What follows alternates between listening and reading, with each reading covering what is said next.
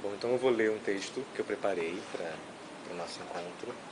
Depois da leitura do texto, eu vou fazer algumas considerações e, seguida a isso, a gente conversa sobre as questões que o texto pode estar suscitando, né, em vocês. O título do minicurso é Produção de Conhecimento Decolonial, uma introdução à psicologia preta.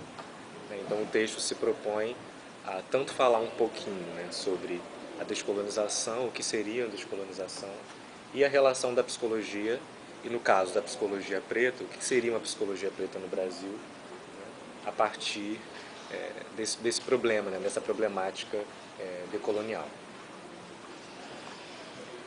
É imprescindível ao psicólogo estar atento e sensível ao contemporâneo. Atente ao tempo. Não começa, não termina, é nunca, é sempre. É tempo de ampliarmos cada vez mais a concepção de que o que se passa no mundo nos atravessa e produz subjetividade. O sofrimento psíquico não é da ordem da intimidade, ele é político. A histeria, tal como Freud tratou, e a que ainda comparece em nossos consultórios, existiria num mundo em que não houvesse opressão de gênero e das manifestações da sexualidade? M. von N., primeira paciente de Freud, pede a ele que fique em silêncio e a escute. Pediu a um homem branco, no seu lugar de poder saber médico, que parasse com suas técnicas, hipnose e sugestão na época, e a ouvisse. Podemos parafraseá-la e dizer: respeite meu lugar de fala, encontre seu lugar de escuta. Desde então, a escuta vem sendo vivida como principal tecnologia terapêutica de diferentes abordagens clínicas. Conseguir ouvir o paciente implica em conseguir ouvir o sintoma que o adoece. Ouvir o sintoma para ouvir o mundo que o produz. Dar poucos ouvidos ao mundo talvez tenha sido um dos grandes erros da história da psicanálise. Mas quem tem ouvidos para ouvir, ouça. Nietzsche ouviu e decretou a morte de Deus. Sacou que uma virada num dos eixos de sustentação do mundo, tal como ele é, estava se dando. E que era preciso seguir afirmando esta morte, trabalhar para que ela seguisse se efetuando. O que os ouvidos sensíveis do contemporâneo podem ouvir? É tempo de decretarmos o fim do colonialismo. Sair da grande noite, como disse Mbembe, operar a descolonização radical de Fanon. Como psicólogo, me interessa sobremaneira a descolonização do inconsciente. Nosso inconsciente é colonial. Fanon nos disse isso antes de Ronick. O sucesso da colonização se baseia na capacidade não apenas de colonizar territórios geográficos, mas na capacidade também de colonizar territórios existenciais, o inconsciente. Racismo, machismo, LGBTfobia são produtos da máquina colonial de produção de subjetividade.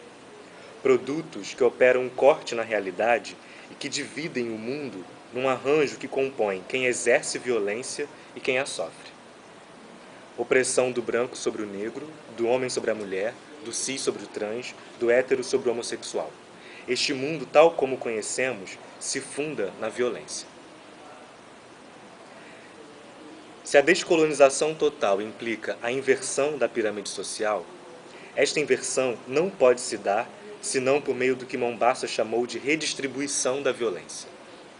Numa sociedade estruturada na violência, sua reestruturação não pode se dar senão por um processo também violento. Mas diferente do modo destruidor da violência colonial, a violência decolonial, nos disse Fanon, é uma violência criadora. Em se tratando da questão racial, a redistribuição dessa violência começa com a violência da marca. Você é branco. Nomear o branco de branco. Marcar que o lugar de onde ele fala é o de uma pessoa branca. Que os autores que ele lê são brancos. Que o pensamento dele é branco. Fazer isso sem subjugar a ele e a seu povo num regime de escravidão. Fazer isso sem com que seus jovens brancos sejam assassinados a cada 23 minutos no Brasil. Apenas marcar. Você é branco. E isso já é suficiente para eles, brancos, espernearem de dor. Parece que a raça branca é uma raça fraca. Em se tratando da formação e do exercício da psicologia no Brasil, promover sua descolonização também parte por marcar que a psicologia brasileira é branca. Tendo sido colonizados com uma branquitude patriarcal europeia, ficou identificado como sendo bom, inteligente ou relevante a criação do colonizador. Inclusive e, talvez principalmente, sua produção de conhecimento. Como desdobramento dessa colonização do pensamento, homens brancos europeus foram tomados como sabedores das questões filosóficas, existenciais, políticas, econômicas, artísticas e psicológicas de todos os povos. O pensamento colonial é universalista, mas nega que o seja como um ato de resistência sintomático de negação da própria doença. Os currículos de psicologia nas universidades brasileiras são impregnados de colonialismo, e os autores mais estudados são homens brancos europeus.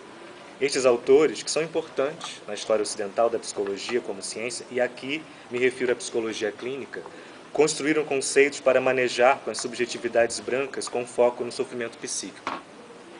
A importação e incorporação direta das conceituações psicológicas e psicanalíticas produzidas na Europa desconsidera a singularidade da marca, dos processos de subjetivação não brancos, e impõe uma nosologia à imagem e semelhança da subjetividade do colonizador.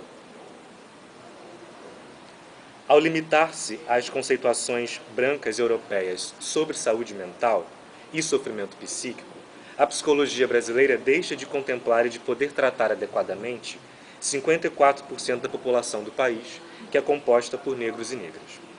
A subjetividade negra é ignorada na grande maioria das graduações em psicologia.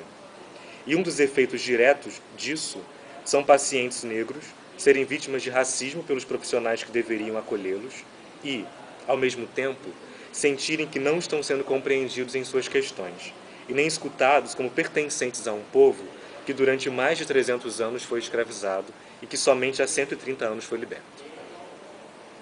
No filme Praça Paris, de Lúcia Murat, isso é ilustrado através da relação da terapeuta branca Camila com a paciente negra Glória. Camila não entende o caso de Glória. Sua escuta está tão embranquecida que sua empatia é dirigida às pessoas brancas que aparecem no discurso de Glória. Incapaz de sintonizar com o sofrimento de uma mulher negra da favela, a psicóloga branca, e ironicamente portuguesa, se incomoda com a forma de Glória estar no mundo sem compreender que aquela forma era efeito do racismo e que era exatamente essa forma de ser que, na relação terapêutica, ela precisaria, mais do que acolher, suportar. Brancos, em geral, não suportam. Não sabendo lidar com o caso de Glória, Camila a abandona, a rejeita, reproduzindo em Glória aquilo que ela mais teme, aderindo totalmente ao sintoma da paciente, a ponto da experiência terapêutica de Glória se tornar mais uma das experiências traumáticas em série. Mas essa leitura do filme é minha e de uma amiga também psicóloga preta que estava comigo no cinema. A direção faz com que Glória seja a antagonista e não Camila. Quando, diante do abandono da terapeuta, Glória procura seu endereço e vai até a sua casa pedir para que Camila não pare de atendê-la, a trilha sonora escolhida é a de um thriller. E quando Camila expulsa Glória de sua casa, a câmera fica com Camila, que corre para pegar um ansiolítico e um copo d'água. Não sabemos como foi o caminho de Glória de volta para casa. Olhos brancos, sempre atentos às dores brancas. Meus olhos pretos queriam ver Glória. Diversos intelectuais negros e negras se dedicaram a produzir conhecimento sobre os efeitos do racismo nas subjetividades negras. Já na década de 1930, a psicanalista Virginia Bicudo realizou uma vasta pesquisa com negros em São Paulo. O psiquiatra Frantz Fanon, a partir do seu trabalho clínico e acadêmico, escreveu, nos anos 40, o livro Pele Negra, Máscaras Brancas, que é referência nos estudos da saúde mental da população negra. Nos anos 60 e 70, a partir do trabalho de psicólogos negros como Wade Nobles e Naim Akbar, surge, nos Estados Unidos, a psicologia preta, como sendo a construção de teorias e práticas em psicologia clínica, tendo como referência as subjetividades negras. Ainda que nós, nascidos pós-abolição, não tenhamos vivido o horror da escravidão, vivemos o horror do embranquecimento. Como o embranquecimento se dá a partir da negação do valor da pessoa negra e se perpetua por meio de um aparato político-midiático em que pessoas brancas estão na posição de poder e de referência da beleza, em detrimento às pessoas negras, surge no negro o desejo de se aproximar da brancura. Esta introjeção da política de embranquecimento nacional nas subjetividades pretas cria uma condição psicológica debilitante, porque aquilo que ele é e do qual não pode se desfazer, a cor da pele, o coloca socialmente numa posição subalterna. O embranquecimento é o principal alimento do auto-ódio, um ataque que não se restringe à autoimagem e à autoestima negra e que deturpa o próprio sentido do que significa ser humano. A isso pode-se seguir na pessoa negra um conjunto de comportamentos autodestrutivos que são, na verdade, nos diz Wade Nobles, fugas psíquicas de uma realidade profundamente antinegra. Como curar a negritude dos nocivos efeitos do racismo?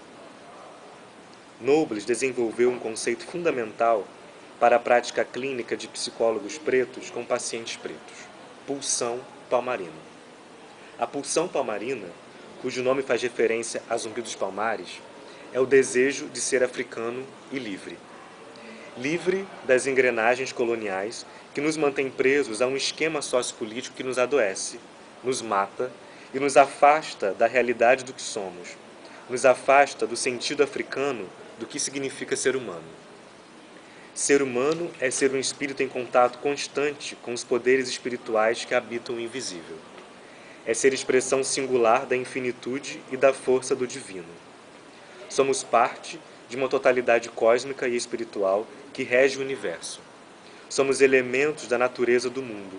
Nosso corpo é recipiente e instrumento de uma força espiritual em eterna expansão. A colonização e seus desdobramentos, escravidão e embranquecimento, afastou a nós negros de nossas origens não apenas por meio do apagamento dos caminhos e de parte da história de nossos ancestrais, mas também por meio da criação de uma narrativa sobre nós que teve como efeito sentirmos vergonha, culpa, falta em relação a nós mesmos e ao povo ao qual pertencemos. But this time is up. Esse tempo acabou. A descolonização, diz Fanon, é uma força de recusa, uma capacidade de dizer não.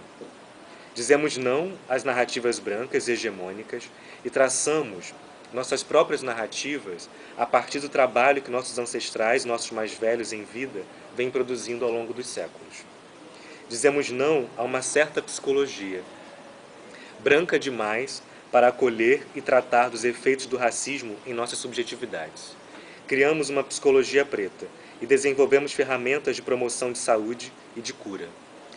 Descolonizar implica em estilhaçar as velhas sedimentações culturais, intelectuais e políticas. E mais do que resgatar, criar um senso de valor próprio sobre si mesmo e sobre o povo ao qual se pertence. Pertencemos ao povo que criou a matemática, a filosofia, o samba, o jazz, o blues, o rap, o funk, as pirâmides do Egito.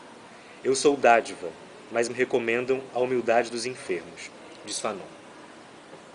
Experimentar a si mesmo como dádiva, seguir a recomendação de Oxum, que ao ser perguntada sobre como encontrar o amor verdadeiro, respondeu, olhando sempre para o espelho.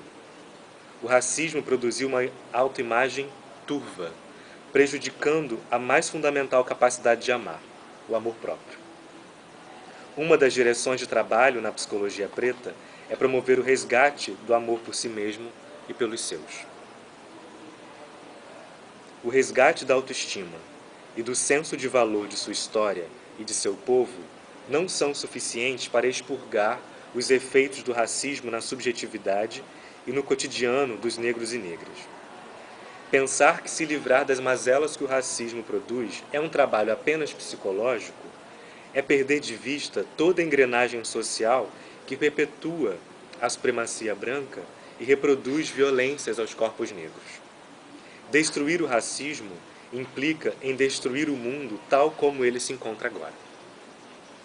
O trabalho sobre si, O autocuidado, tão importante para que sigamos com saúde mental no mundo que quer nos exterminar, é ferramenta de fortalecimento para o confronto permanente com a realidade social do racismo. Como negros, vivemos no exercício de driblar a exaustão e de não sucumbir à tristeza que este mundo branco gera em nós. Para nós não há saídas fáceis, nem rotas de fuga tranquilas. Há um trabalho permanente de confronto com o mundo. Confronto que se dá simplesmente por existirmos. Ignorar o confronto é uma forma de resignar-se, um jeito de morrer aos poucos, bem devagarinho, enquanto o racismo vai sugando nossa energia vital. Olhar de frente para o confronto, assumi-lo, é espalhar granadas por todo o tecido social, provocar explosões micro e macropolíticas, desestabilizar a política, a economia, a universidade, a rua, a religião, a mídia. Perfurar a branquitude com os ossos da fratura exposta que o racismo produziu em nós. E ver o sangue branco se misturar ao nosso sangue negro até que ambos fiquem vermelhos. Até que possamos verdadeiramente caminhar juntos, em pé de igualdade. Situar-se contra o mundo, tramar o seu fim para que outros mundos possam vir a ser possíveis. A necessidade de que esse mundo acabe, como condição para o fim das violências do racismo, por vezes nos atravessa de modo a sentirmos que o que deve acabar somos nós mesmos. A morte entra pela soleira de nossas portas e pousa em nosso peito, dando-nos a sensação de que morrer seria o melhor remédio. É imprescindível criarmos estratégias para o diálogo com a vontade de morrer, posto que alguns de nós sucumbem a essa vontade e se entregam. A vontade de morrer não é nossa, é desse mundo. É o mundo branco que deseja nossa morte, que deseja perpetuar-se por meio do privilégio de poucos em detrimento de muitos. Viver é poder não atender a esse apelo mortífero. Nossas vidas são sementes de um mundo por vir e granadas para a destruição do mundo atual. Carregamos em nós essa ambiguidade apocalíptica. Que jamais nos esqueçamos de que a dor que pariu Salvador pariu o samba. É isso.